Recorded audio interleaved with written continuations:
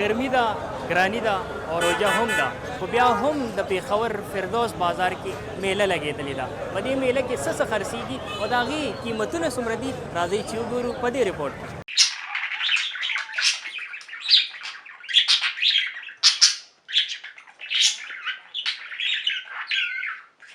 قدرمنو موجود ما یو ورور را سره موجود دی د توتیانو شوق کوي. موږ ته خو پته نه لګي چې دا کم قسم دی او دا قسم دی، خو زیړ دی او سره دی او شنه دی او سپین دي. ملګري کم کم قسمه توتیان در سره دي؟ نو دې کې مختلف را سره دي، دا پلین دي را سره، بلو ماکس دي، پرسناټا دي، یلو چس دي او لوټینو دي را سره، سیبل دي، بلیک موف دي، دا مختلف قسمونه را سره دي. نه تا خو دومره ډېرې نامې واخیستې چې زمانه خوس هېر شي. ښه دا راته ووایه چې د کم کم ملکونو توتیان در سره دي؟ دې کې مختلف دي، د اسټرالیا دي، امریکا دي او یو کې بلیک والا دي، داسې نور غیر ملکي والا ټول دي. صرف زموږ ملکي یو ریګنیک ورته ویل کېږي، شین غټ توتي غاړې والا. شین توتي چې وي هغې ته ریګنیک وایي؟ جی هغه ریګنیک وایي. د دې خوراک څه حساب دی، څه ورکوئ؟ بس چې وړوکې وي هغې له هینډ فیډ کوي په سیرنج باندې، او چې کله او چې بیا باجره مکس دانه مختلف خوراکونه دي بیا دکانونو کې ملاویږي. وایي چې دا بادام مادام هم خلک ورکوي؟ بالکل ورکوي، سوچه غوړي، بادام، چاڼه، غنم، مختلف شیونه دي ورکوي والله. داسې خلک وایي ګراني ده، نو زمونږ په ملک کې بیا د توتیان ساتل او بیا د دې دپاره دا دومره ګران ګران څیزونه راوړل دا څه ګرانه نه ده؟ یاره به دا شوق دی خلکو که راوړنې، خو چې کوم شوق یې هغې له ځان پوره کوي. مطلب چې شوق وي نو د هغې دپاره خلک هر څه کوي. بل راته ده ووایي چې د دې قیمتونه کوم وي، لکه د دې څه قیمت دی، د دې څه قیمت دی، پاکستاني، اسټرالیا، امریکي؟ لکه مختلف دي پکې. اسټرالیا کې هم داسې شته چې په 400-500 روپۍ جوړه هم شته، 1000 هم شته، 1500 هم شته، 2000 هم شته. دې کې ایگزیبیشن ورته ویل کېږي، هغې کې د 4000 تقریبا د لکونو پورې خبرې پکې شته، 2 دانو. داسې په دې لوبړ چې کوم دی دې کې مختلف فشر چې کوم دی 2500-3000 دی، داسې ورپسې په بره ځای نو دې کې د 1.5 لک او 2 لک او 3 لک روپو پورې یو پیس هم شته. مطلب یو توتي په 2.5-3 لکه روپۍ؟ او مختلف قسمونه دي که نه، بیا چې څومره کوالټیانې دي کې د هغې د خپل خپل نوم ویل کېږي. لکه مطلب فشریش والا فار بلو شو، فار بلو اوس کم از کم دلته 30-35 روپۍ پیس چلیږي، 25-30 دغه شان پیس چلیږي. دې کې بیا ډېر قسمونه ډېر زیات الګ د ډېر وخت نه سوچ کوو. زه په خپل هم لا ما نومونه هم پوره نه دي زده کړي او پوره پېژنم هم. مطلب دا دومره ډېر نومونه راته تا واخیستل، اوس هم پکې لا نه پېژنې، پته نه لګي چې څومره قسمونه به وي. خو دا راته ووایه چې اسټرالیا کې بیل موسم دی، امریکا کې بیل موسم دی، پاکستان کې بیل موسم دی، دا ټولو ته موسم څنګه برابر دی؟ یاره چې دا د ټمپریچر سره برابر شوی دلته، او دلته دا بیا خپل کې خپل بریډ راغلی دی، نو اوس په دې وجه هلته کې صحیح شوي دي.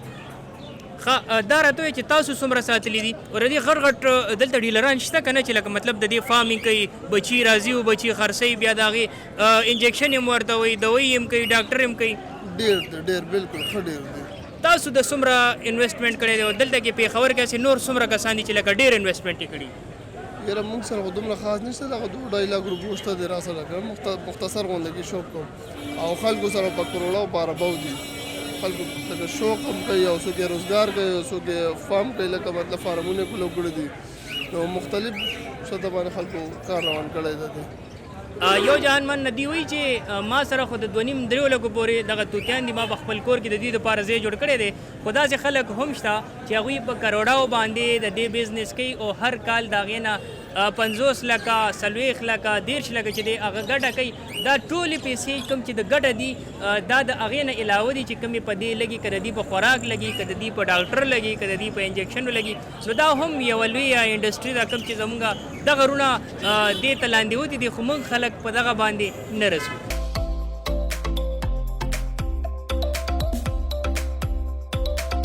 دا میاوالي سیندي دغه چرګانې نو دا د سیند میاوالي نه راولي که څنګه مختصر خبره؟ او سیند نه څوک سیند نه راولي، څوک میاوالي نه راولي، بس هلته یې غټې هغې ځای نه راولي. د دې قسمونو قیمتونه د څونه شروع کېږي تر څو پورې؟ دا 5000 10,000 دنه نیولې همداسې راښکته 4000 پورې 3000 پورې راځي. ښه قسم د جنګ والا کم یو وي او د هغې څومره قیمت وي؟ سیندی ښه نسل وي، بس 2000-8000 پورې کېږي. او په کم ځای کې دا چرګان جنګول کېږي؟ جنګول کېږي، خو بس چې دا د هر سړي خپل هغه د جنګولو والا موږ کار نه کوو، موږ همدلته خاص خرڅو یې خلاص. څومره چرګان دي درسره او کم قسم دي؟